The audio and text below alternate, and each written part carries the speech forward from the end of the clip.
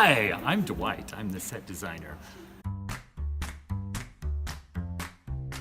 I have been with Sandy Arts Guild in one form or the other since 2005. So somewhere in the neighborhood of 40, 45 productions, somewhere in there.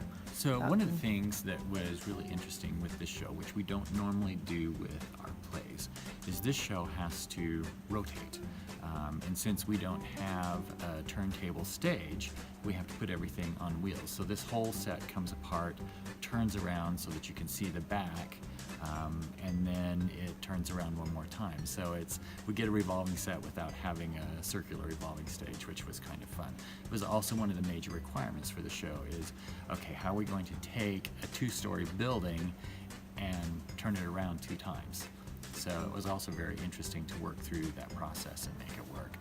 I found up on top, if you look at the shutter up on top, I found that shutter at DI, or the local thrift store, for $10, and I knew that that was kind of my jumping off point for this show. We've been building this show since the 1st of November or so, and so every day when my crew would get to the shop, I would say, okay, I need you to make a flat that is this dimension by that dimension, or we're making XYZ, and they just make it. They don't know what the show looks like or what it is. They're just making all these pieces.